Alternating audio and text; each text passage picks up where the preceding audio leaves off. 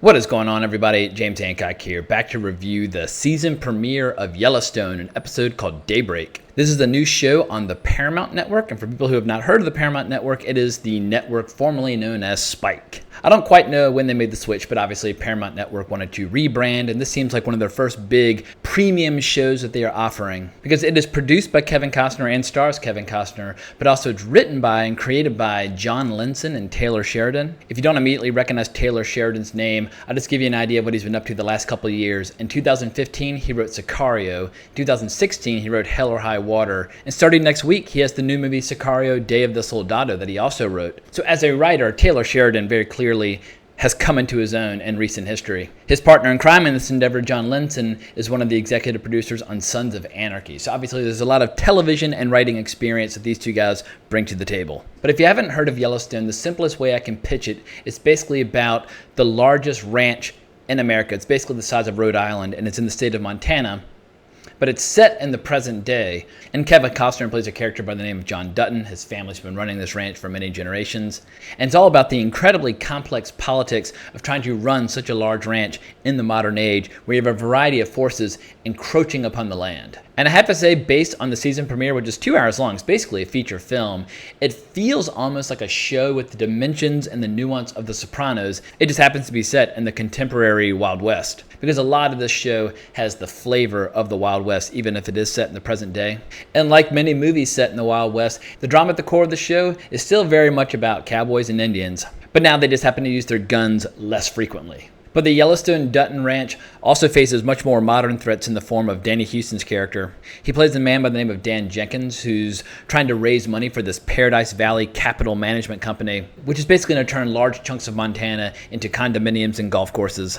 And his land happens to be nestled up right next to John Dutton's land, so you have this incredible contrast in lifestyles and goals. But due to the laws in Montana, where you're basically allowed to use the resources on your land as you see fit, if Dan Jenkins does something dramatic with the water supply on his land, like redirect it for all these new golf courses and all these new condominiums, it'll have a massive impact on John Dutton's ability to raise cattle on his land. So they're, of course, natural enemies. But when it comes to the local Native American population, it gets much more complicated because John Dutton's son, Casey, is actually married to a Native American. Her name is Monica, and they have a child together, and they live on the reservation. And while John and Casey might be somewhat estranged, he very clearly still loves his son and also wants to have a closer relationship with his grandson. But complicating things on that front is this new casino owner named Thomas Rainwater, who runs the Painted Horse Casino. And he very plainly states that his aspiration is for Native Americans to buy back all the land that was once taken from them, and he plans on doing that with all the money of the white people that's being spent in the casino. Thomas Rainwater was raised Mexican until he was 18 in the city of Denver and was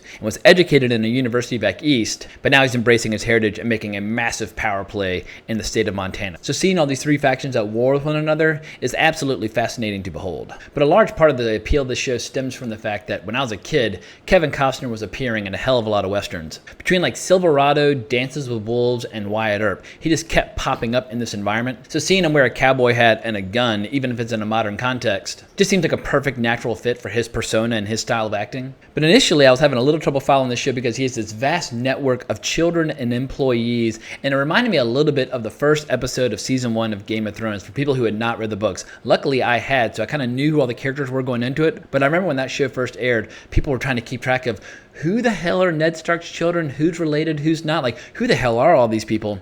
Like, is Theon related? Is Jon Snow related? Like, what?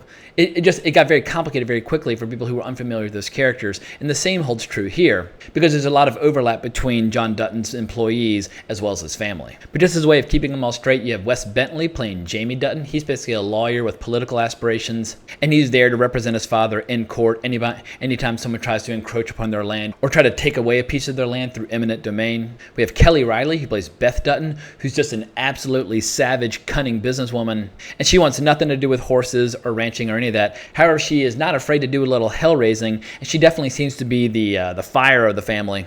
There's this one incredibly erotic sequence where one of the employees, Rip Wheeler, comes by the house, and she just very casually lets her robe open up and invites him into her room for a quick roll in the hay. But she's also fiercely loyal to the family, and at the end of the episode, she basically tells her father, "I'm here to stay, just tell me who to fight," and Kevin Costner just replies, "Everyone." We have Luke Grimes playing Casey Dutton, the character already mentioned, who's married to a Native American, who very much has divided loyalties and doesn't spend a lot of time around his family anymore. But as much as he tries to be a friend to everybody living on the reservation, It's made very clear to him that while we respect you, your people are your people and our people are ours. And he has a ton of tension with his brother-in-law, who is more than happy to basically live in a state of open warfare with his white neighbors. And lastly, we have Lee Dutton, who is the one child of John's that seems to embrace the ranching lifestyle the most. However, he's not that good at running a ranch. He's great at working the ranch. And for John Dutton, there's a clear distinction.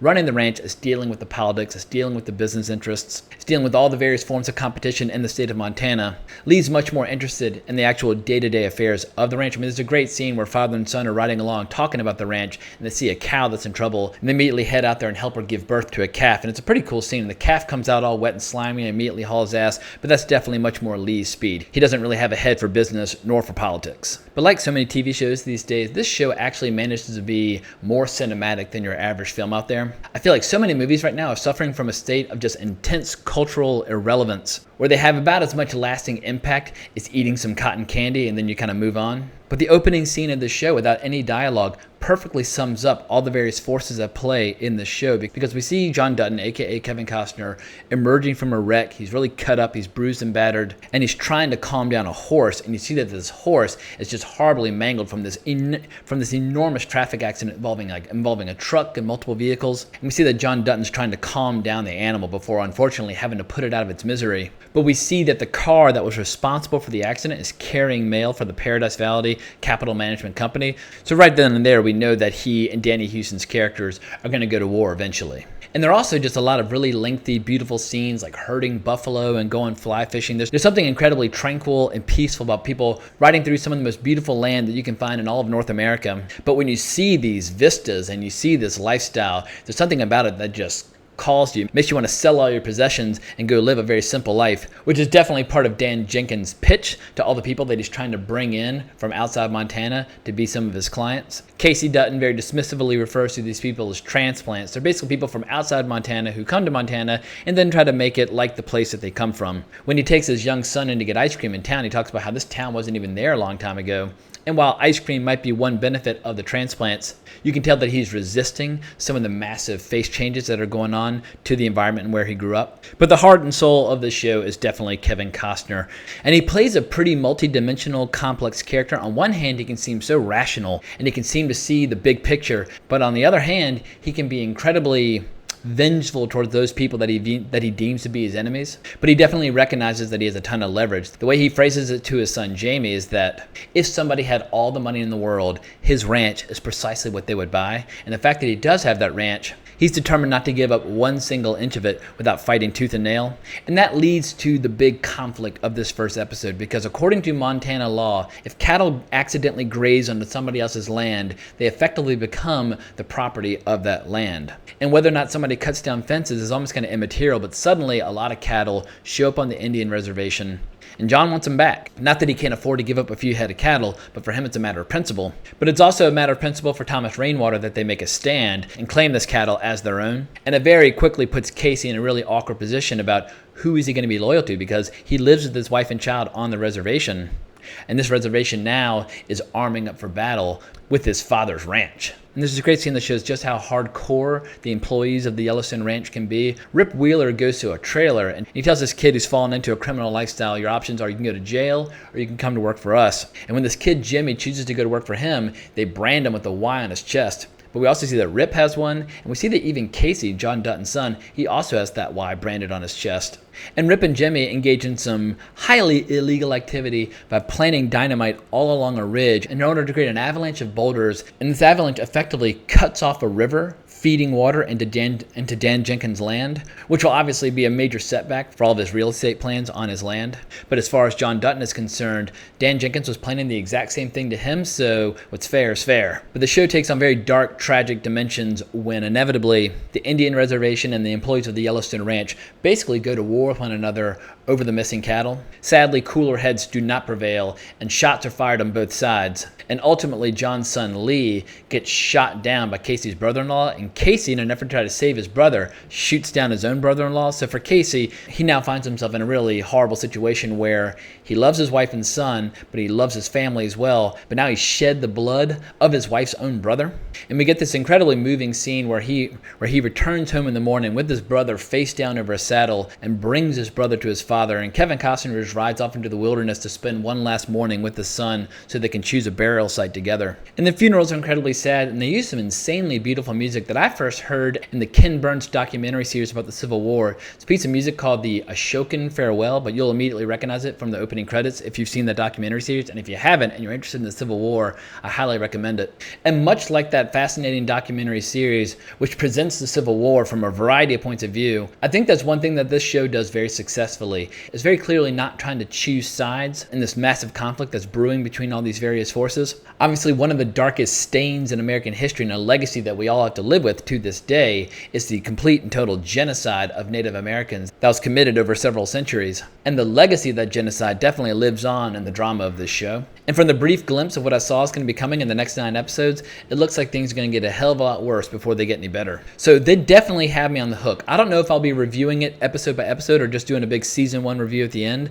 but it's 10 episodes long. It looks like it's going to be fascinating. And Taylor Sheridan is rapidly becoming one of the more interesting writers working today. I haven't seen his movie Wind River yet, which came out in 2017, so I'm definitely going to put that on my to-do list because I know he was also the director of that. And next week, I'm definitely planning on seeing Sicario: Dave the Soldado. So yeah, Taylor Sheridan, you have earned yourself another fan. And if any of what I've discussed in this review sounds interesting, I strongly encourage people to check out Yellowstone on the Paramount Network. The way I have access to my cable is through Sling, and I had to basically buy a small addition to the package to get the Paramount Network, which I think was an extra $5 a month. But as long as this show's ongoing, I'm more than happy to pay that extra $5 a month. In any case, if you enjoyed this recap and review, please consider subscribing to my channel. I would really appreciate it. If you want to talk more about this or Westerns or Taylor Sheridan or movies or TV in general, you can always find me on my Twitter profile @Colbrex or just leave a comment in the comments below. And I'll be back at y'all later tonight because I'm going to actually go see the sequel to Jurassic World this evening. I don't have high hopes, but I'm definitely curious. Thank you so much for watching my channel. I really appreciate it. But as always, onwards and upwards.